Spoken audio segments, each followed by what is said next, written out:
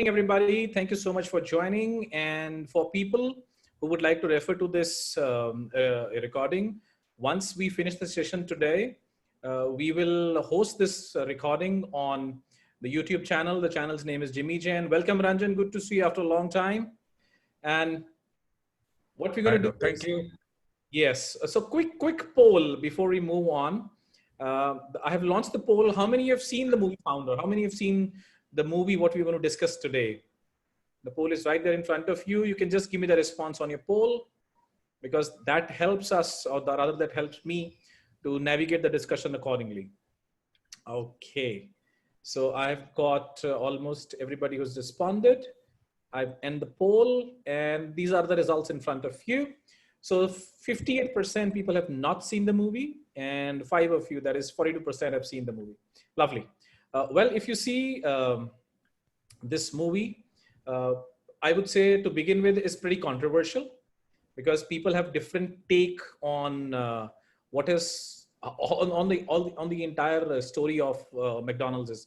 But having said that, what we're going to do is I've realized that while it becomes very relative for people to look at from their own lens in terms of what movie can teach us, but let's see what this movie is all about, right? And for sure, when I saw this movie a couple of years ago, I realized that it's such an amazing movie, which talks about building businesses, action, speed. So let's quickly move on. And in between, feel free to chat. Feel free to send your questions on the chat. And as you move forward, we will see how best we can, discuss around those questions.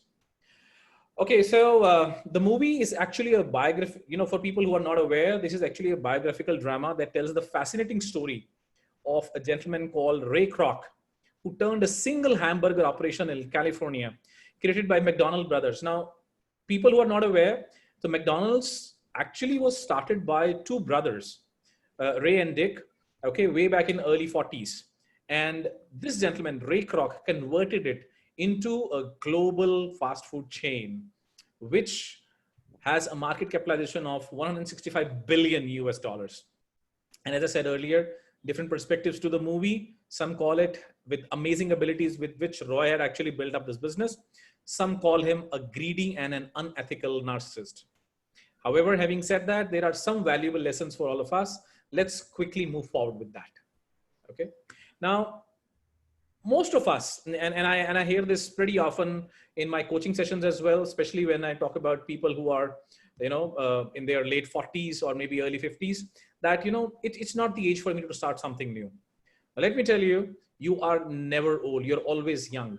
Now, imagine when Ray Kroc joined McDonald's, he was 52 years old.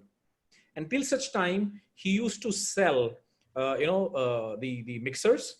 He used to sell paper cups. At one point of time, he used to, sell pianos. Way back, just before in 1915, he actually enrolled as an ambulance driver. But by the time his training could get over, the war ended. So he did a lot of things, right? But having said that, persistence was always there.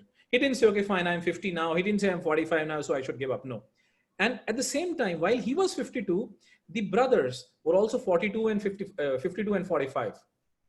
And if these three people can actually found their success or can actually form such a large corporation at that age, well, most of us think, my 30 or my prime or my 40s is gone. So I think, let me settle for what I have. So always remember that your reality is as malleable as you want it to be. And don't let your age to be an excuse of not striving for greatness. So that's possibly the first thing which I would like to talk about today.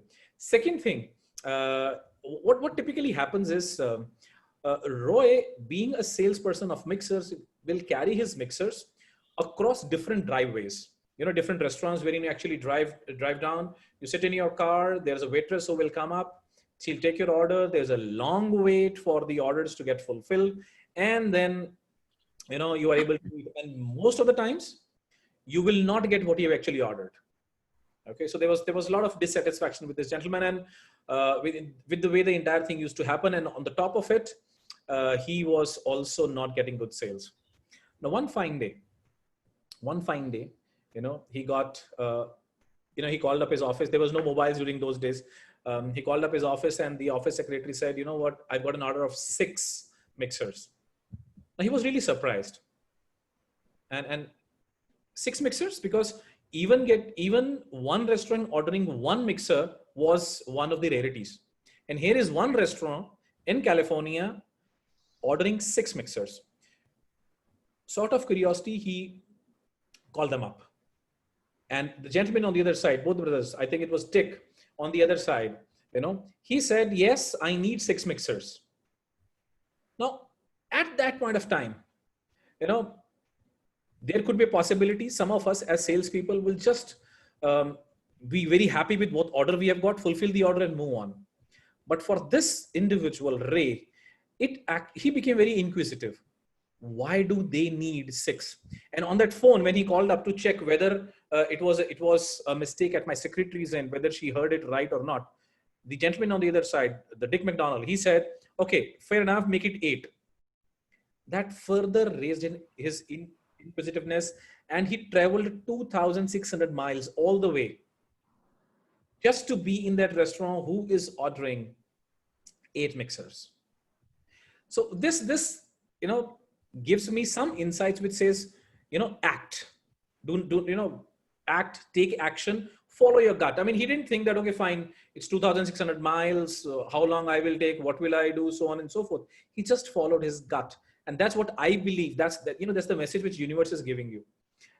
We all get these messages. But some of us, it will be either part of your assessment proceedings. Okay, 1 second. Give me a minute. I will quickly. So these are my mind all come under your. Yes. Feel free to unmute and speak when you wish to. Okay, these kind of things do happen. All right. So we all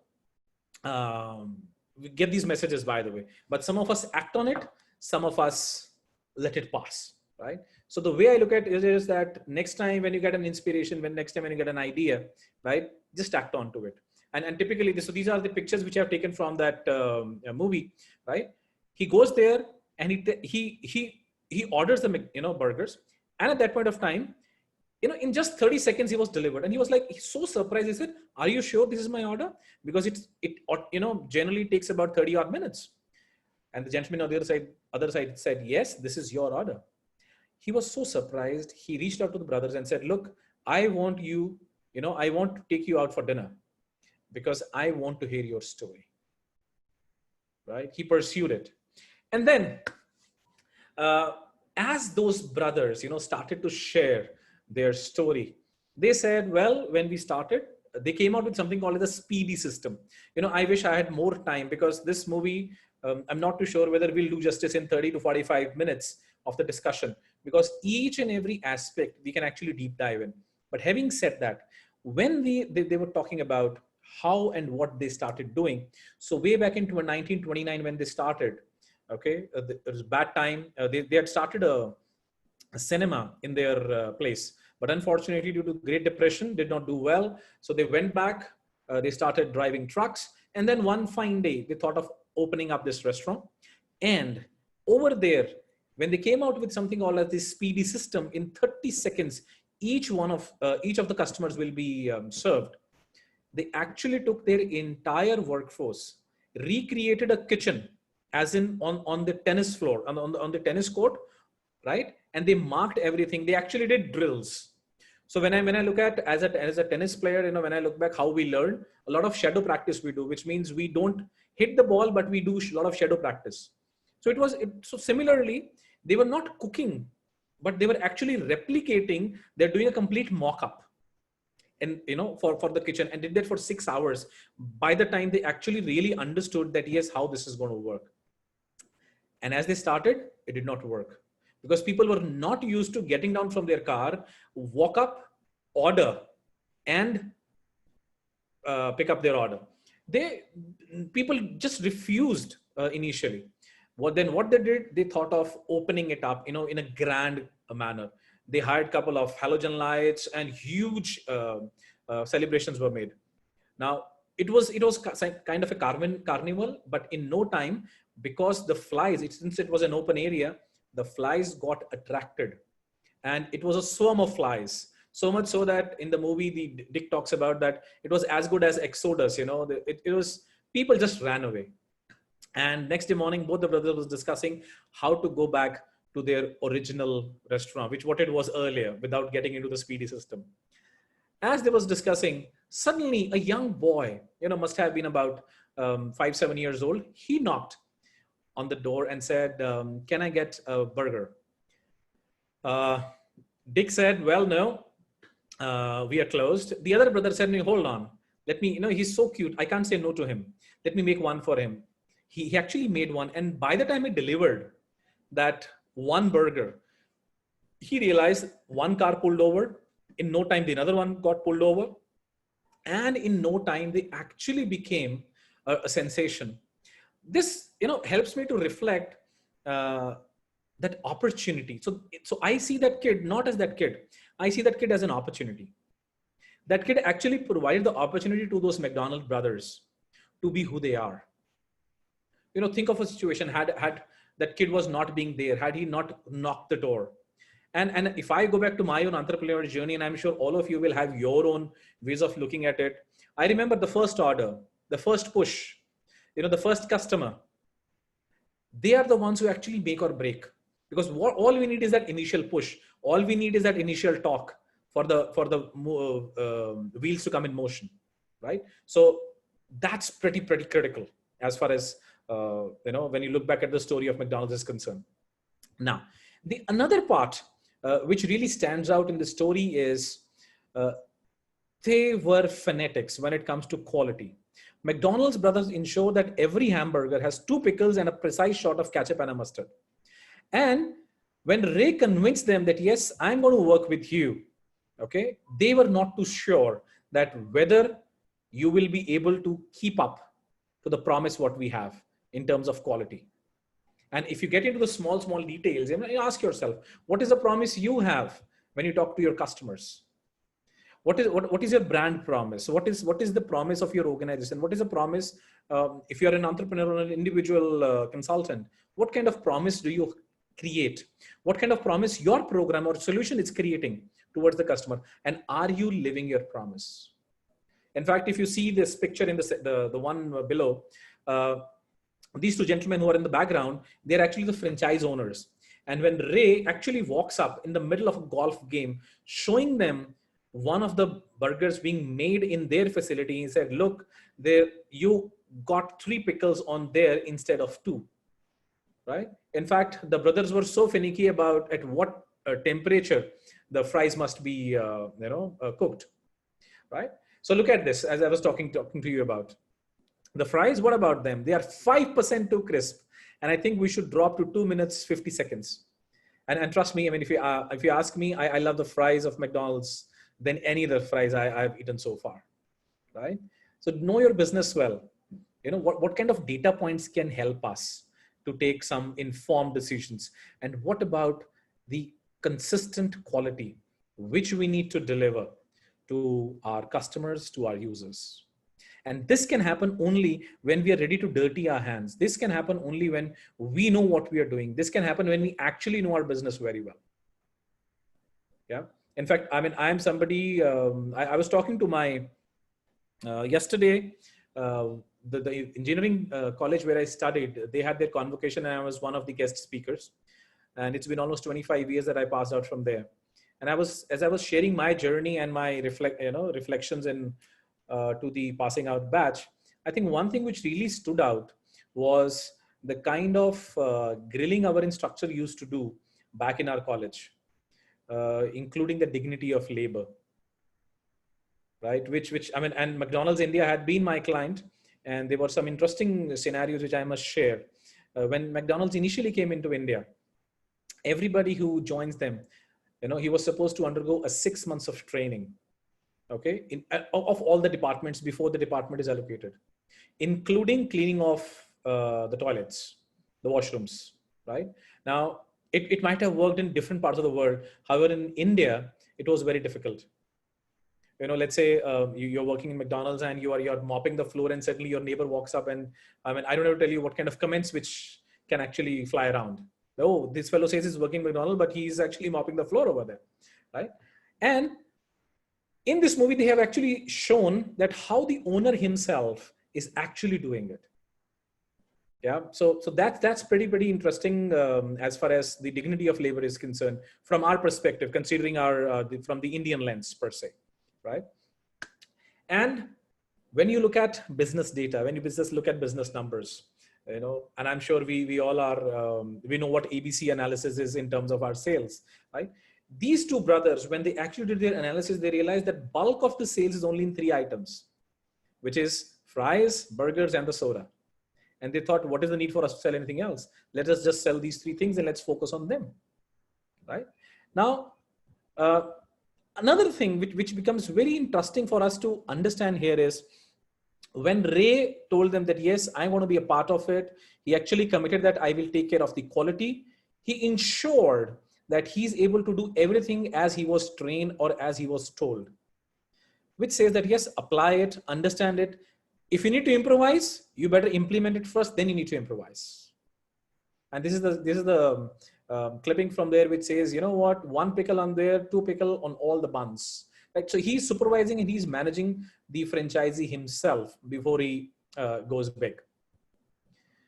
And then, okay. And then interestingly, whatever you do well with an excellence. In one of those scenes, you know, you will see that there is one gentleman who's doing his job very well. Ray gets pretty impressed by him. He actually asks him, what is your name? And he said, sir, my name is Fred Turner. And friends, from that time, Fred Turner actually became operations of vice president in 1958. And he was the one who actually established quality, service, and cleanliness being the motto of McDonald's, became vice president in 67, chief administrative officer in 1968, and became a CEO in 1973. And he actually replaced Kroc as chairman in 1977 and later named senior chairman upon Kroc's death. Now, what typically happens is under him, McDonald's expanded into the operations to 118 countries with more than 31,000 outlets and more than 1 billion hamburgers being sold. Now, the insight for us is we all think of looking at perfection, but I would say let us look at excellence. Let's do it the way we are supposed to do. Yeah, let's do it in the manner which is expected from us. And you never know. And one of my favorite quotes is, when you do something with sincerity, with complete sincerity, results are bound to happen sooner or later. And I can tell you from a lot of examples from my own personal lives. Be sincere in what you do and you will realize how and where all places you will start getting the fruits from. Now, interesting thing is when Ray looked at how he can move up, he traveled to so many different towns in United States at that point of time. He saw 2 things distinctly. One was the church, and the second was the American flag. Every town you go to, there will be a municipal building. You will have a flag of America over there on the top. There will always be a church, and there is a church bell. And at that point of time, you know, and I can see a lot of design thinking practitioners also. This was more like an empathy observations he was doing, right? What is the preferences? And he actually said, look, McDonald's can be the new American church. And it's not going to open only on Sundays. It's going to open all 7 days a week. So there is no one thing which I can say, which can actually, we can take away from here. Customer intimacy, how much we understand our customers. How can we understand, you know, more than the voice of customers? How can we understand the mind of the customer? How do we identify an opportunity? How do you identify those hot buttons, those emotional needs? And how can we be a great storyteller? In fact, if you ask me, each of these points we can be discussed for the next 30 minutes. Yeah. But I'll not get into that area. I'll quickly move on before we get into a small Q&A round. And then interesting part was, even though he was doing so well, Ray was struggling with his business in terms of his cash flows. And he had actually mortgaged his home. And one fine day when the bankers were not able to reach him, when the call was getting unanswered, the banker actually called his home. And that's where his wife actually came to know that he's actually mortgaged his home. And while he was pleading with the banker, there was another gentleman called Sonborn, right? Harry J. Sonborn. He was actually overhearing the conversation. The moment Ray Kroc came out of the bank, Harry came out and said, you know what, Kroc, I'm a real great admirer of your institution of whatever services you are building. But I would like to help you in case if you need help. Now, at that point of time, Ray Kroc did not even understand how this gentleman can help, but he shared his ledgers. And that is where I think, to me personally, this is the turning point of the history of McDonald's, where Harry Sonberg said, look, please understand, you are not in the business of selling hamburgers. You are in the business of managing real estate. You're in the business of real estate. And from then on, what Ray Kroc started doing, he actually started buying the land, giving it to the franchisees, giving him a complete control. Otherwise, everything, the contract with the McDonald brothers, wanted that, and even the smallest of the change in the menu has to be approved by both the brothers. And it was very frustrating for Ray Kroc. But with this change, he actually, turned things around, not only for himself. It was actually, I would say, a very fortunate turn for McDonald's. It really helped them grow. And today, if you see, their present day real estate holdings represent $37.7 billion on their balance sheet. It's about 99% of the company's asset and about 35% of the global revenue, what they get, right? It's humongous, phenomenal. Yeah. And at that point and then of course, Sonborn joined Kroc, and he became the first president and the chief executive officer with McDonald's. Eventually he quit in 1968 when he had difference of opinion in terms of how fast the expansion should be. Ray Kroc, being a very, I would say, a very ambitious man, he always wanted to grow at a very fast pace. Probably Sonberg had a very different way of going ahead with the expansions, but he worked there for good 8 years. Now, this is something interesting and something which I also came across when I was doing my research on something called as luck surface area. Now, what is luck surface area? What luck is equal to your doing multiplied by telling others what you're doing. And if you put up in this, a matrix, so on the x-axis, you can put telling, and on the y-axis, you can put doing. If you tell less, if you're doing less, it's good for you. And as you keep on increasing, the more you tell, the more you do. So this demonstrates clearly, the more you do and the more people you tell about it, the larger your luck surface area will become. I had heard a lot of people saying, when you start sharing what you wish to achieve, when you start sharing what your goals are, you are actually giving a message to the universe that, yes, I need my goals to come true. And when I looked at this concept of luck surface area, it's so interesting. How can we create our own luck? Yeah. Otherwise, people just end up saying that, he or she is just plain lucky. Yep. So luck surface area is something which is very interesting. This is my last slide for today, and then we'll talk about it. When there are various ways to look at it. One is when Mr. Kroc actually had a deal with both the brothers that he is going to take care, or he's going to have all the approvals in place for all whatever the reasons were in terms of slow growth, high growth, so on and so forth. He also, the McDonald brothers realized that they cannot fight Ray Kroc because they had limited resources. So what they did, they settled for $2.7 million. They sold off their entire thing, which was $1 million to each brother, minus that, including the after taxes being paid. Ray Kroc also promised 1% annual royalty, which was not written. It was promised over a handshake deal, which never got executed. He also refused to give credits to the brothers as co-founders of the McDonald's and creators of the Speedy system. So which tells us, is it in businesses, do we always have moral versus money debate? Do we always have ethics versus speed debate? Do we always have these kind of situations wherein we think, or do we take it for granted that, yes, for people to have exceptional growth, they have to compromise few of their ethics? I think there is no one right answer to it. And it's I would say, to each his own. Because each one of us, when we define our own values, our own principles, it's up to us how do we stick on to it and how do we move forward on that. Yeah. So I will actually stop here and let's have some discussions around it. I'm going to stop sharing my screen. And yes, I can see a lot of chat by Mr. Arvind Mishra. Mishra ji, yes, he looks like an activator. I wish I had his Clifton Strengths Finder report. But yeah, he's looks like an activator. But yes, he was very keen in terms of holding on to the pulse of his customers, what exactly they actually need, right? And yes, many times we quit when we are on the verge to get a grand success. Yes, we have seen that.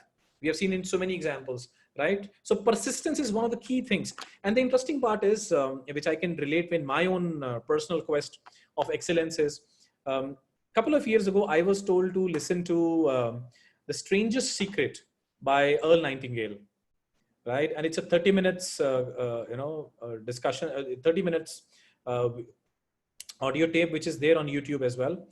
There are times when I do listen to it. There are times when I take a break, but I was so pleasantly surprised to see Ray Kroc also being shown in the movie, listening to Earl Nightingale, right? So that was pretty interesting, right? Which again reaffirms my faith and belief that yes, I need to continue to do that, right?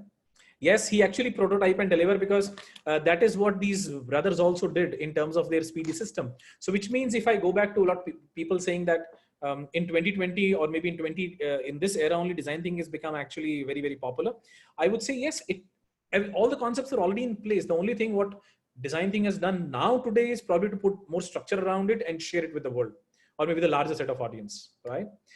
Decentralized to grow. Yes, I think this has been a big challenge for me as well, and especially in the learning and development industry.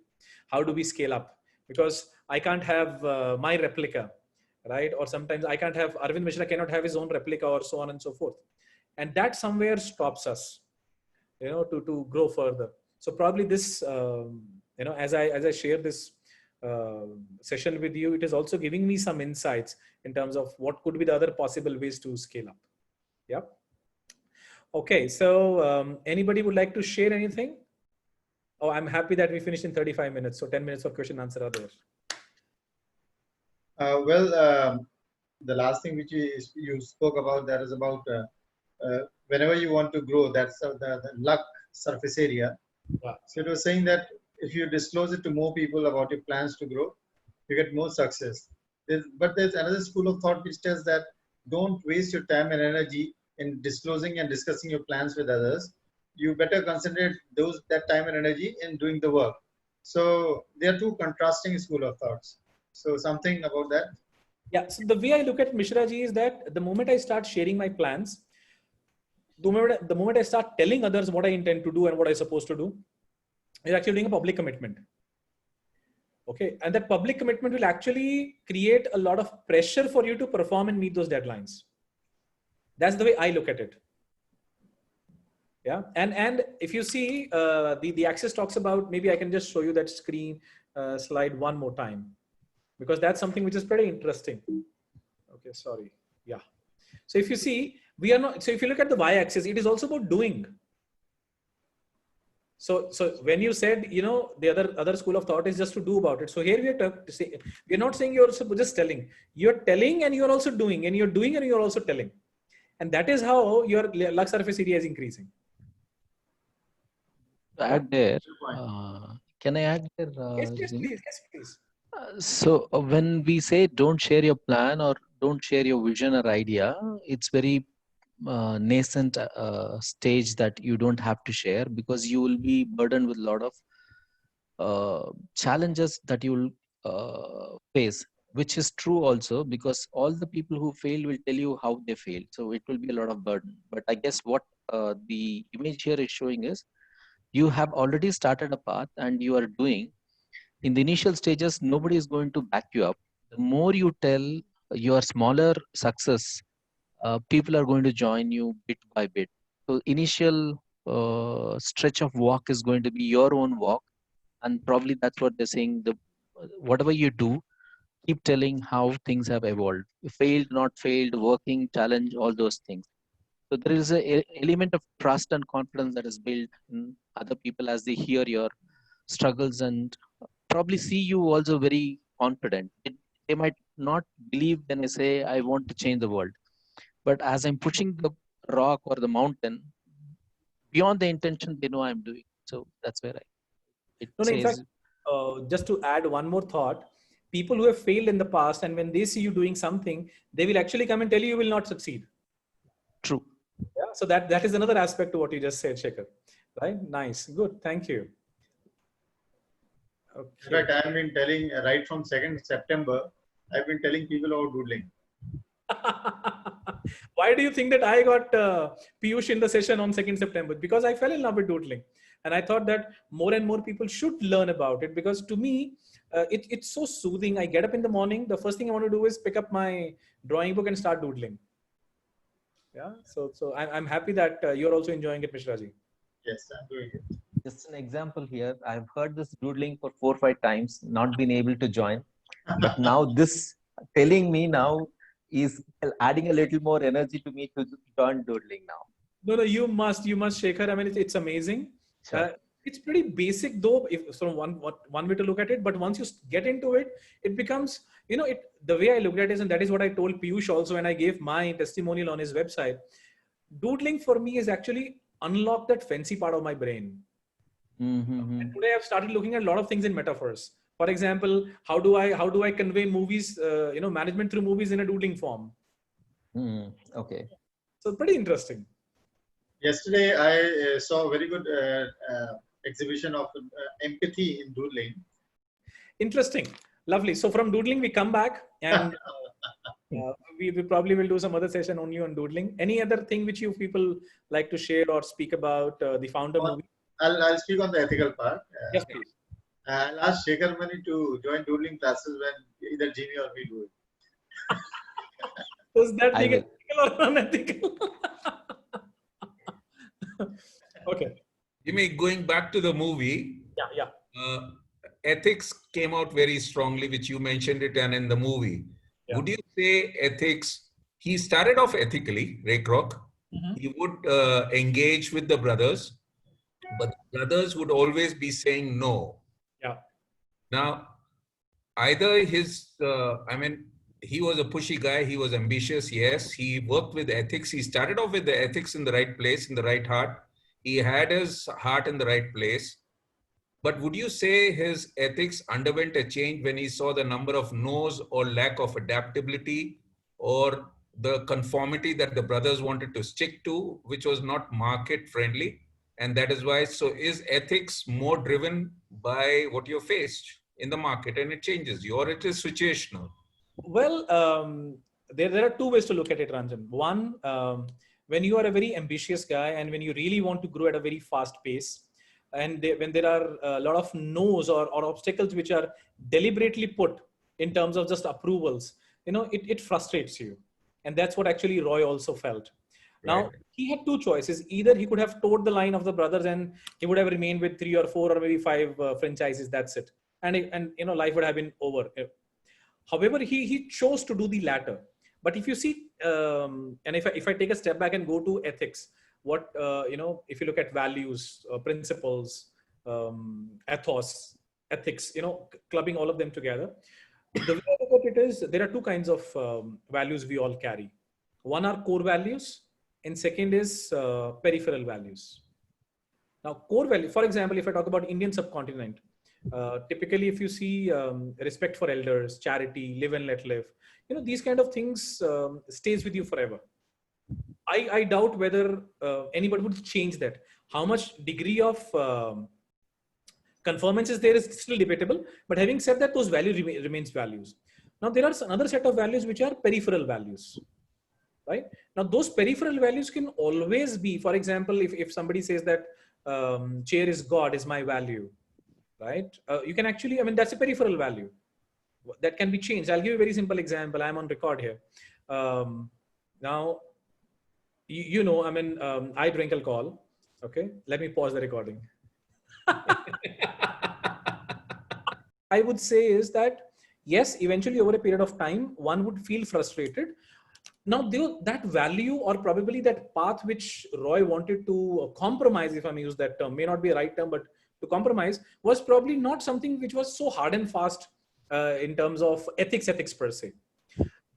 I would have appreciated, I would have really loved Ray Kroc if he had given that, whatever is committed with that 1% royalty. But probably he was so frustrated, the kind of controls he had to go through, that maybe that was his way of getting back at the brothers. I don't know. That's still debatable.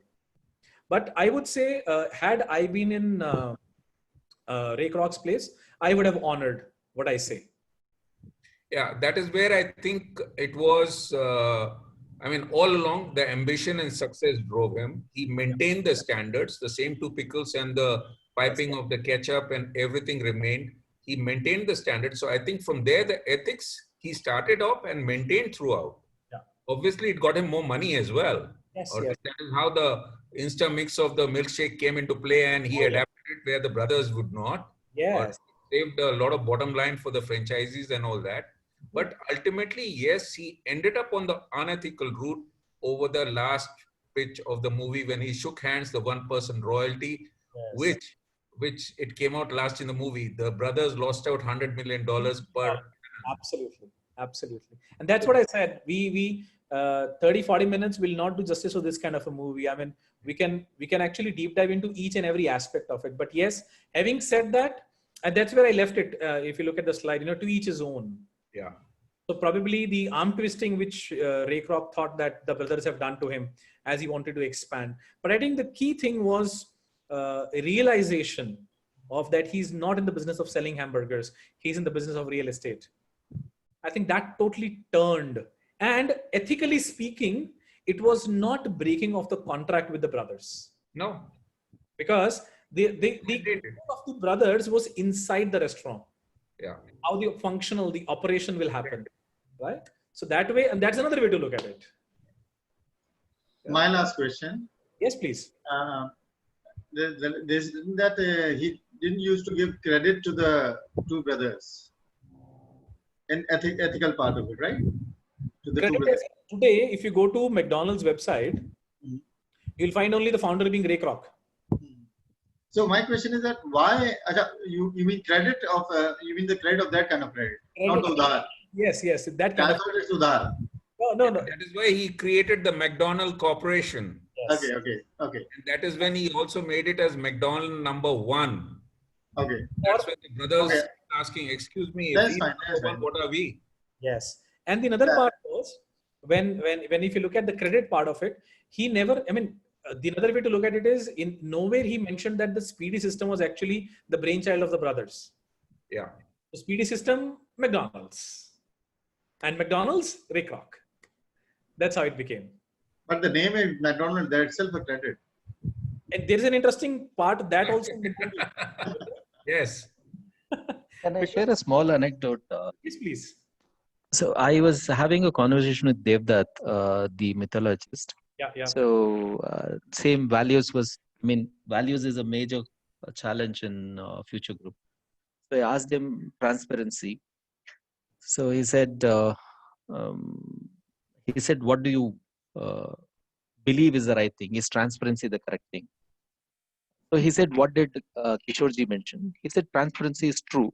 Transparency is the right way of doing it.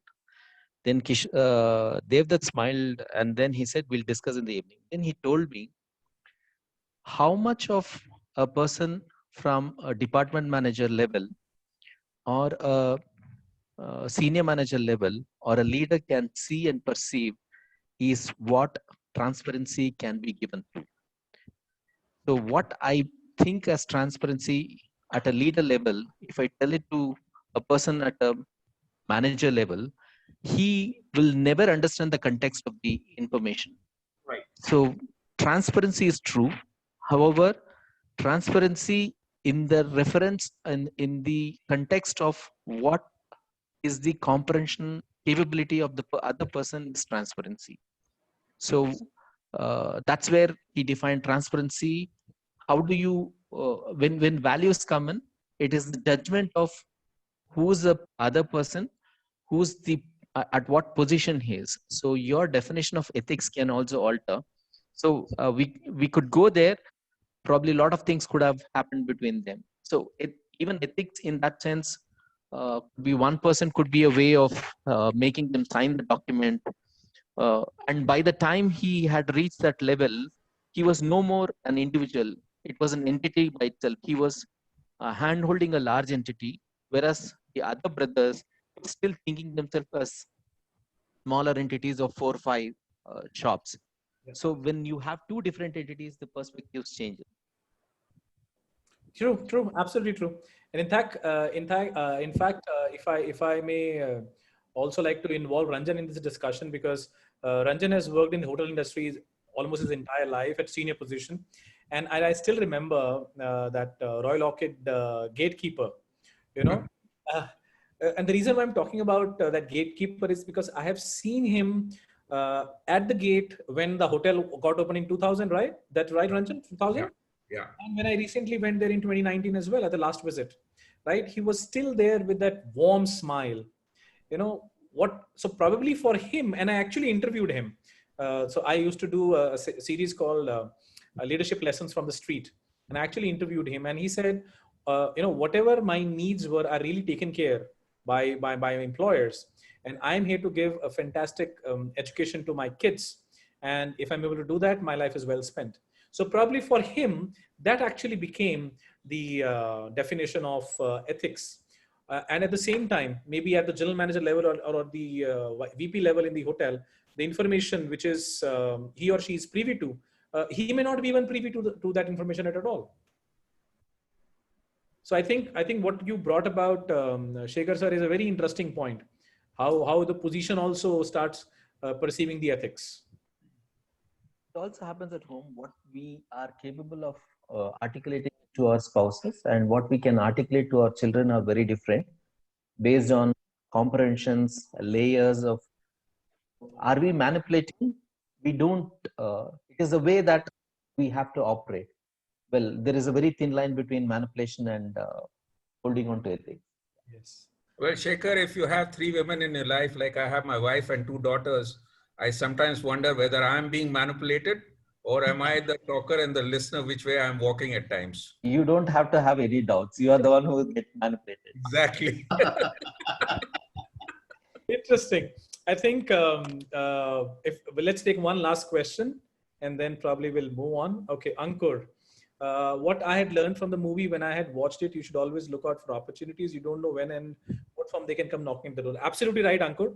There's a very beautiful video also made by Nas Daily, you know, that gentleman, wherein he speaks about his own life, how he actually, he had not heard of Harvard. He studied at Harvard, how he had never heard of Harvard. And he went to Boston once. He stayed with one American family who actually gave him the opportunity to study, which totally changed his life. So he said that one opportunity totally changed my life. And that is where, if you see, when I shared the one slide, that first order, that first nudge, that first knock, that first customer, they actually define. Because initially, I mean, look at any automobile. Unless otherwise you start cranking it, all you require is that initial torque, and that opportunity is that initial torque which moves you forward. Luck surface 2x2, my day is made. Yes, I agree. I agree with you, Shekhar ji. Luck surface area. That is my take as well. I'll only once say, Jimmy, if I may say so as a last thing, possibly. Sure. This is a movie which is related, say, in the 1950s. And a modern movie called, I don't know how many of you have watched, is The Ford versus Ferrari. Yeah, I know you have been recommending that movie for a long time to me. Yes. Have a look at it. In the modern perspective, you will come across the same scenario with J. Kroc and McDonald's happened. Fantastic. So Zoya, do we include this into our next weekend? So next fortnight. Which is the movie? Ford versus Ferrari. Ford versus Ferrari. Isabel, you have been very quiet. You want to add something? Yeah, Isabel has seen this movie. Yes, she's seen Ford versus. I've not seen. I'll probably watch it. But you should be able to place the modern context of today's time. Certainly. In fact, this movie, if anybody's keen, is currently being streaming at Netflix. So do watch it in case if you have not. Yeah, must watch. Yes. Okay, Arundhati is also there. Yes, Aru, welcome. Oh, yeah, there's no movie which Aru must have not seen. Okay. We named the movie and she has seen it. So one last request, Zoya, if we'll request everybody to put their videos on, we take one picture, if that's okay with everybody. Can we take a picture, a screenshot? Yes. Yeah. Thank you so very much. There we go. Usha, yeah, Usha, I can't see Usha. Okay, she might have logged in. I don't know whether she's there. Okay, Zoya, go ahead, take a screenshot. Thank you, everyone. Thank you. Lovely evening. Lovely session. Thank you. Thank you. Fantastic. Thank you. Look forward to meeting all of you in the next fortnight. Okay. Thank you, Jimmy. Bye, Arvind ji. Kya haal hai? Bye. But yeah, I'm eating from my plates, not from my mobiles. I'm closing the call. You guys connect. Better not carry that mobile in the same place. But I would love to go to the same restaurant again. Same people. Bye. Bye. Bye. Thank you, Okay. Baba. Thank you. Bye. Thank you, Nidesh. Thank you, Arundhati. Thank you, Isabel. Thank you.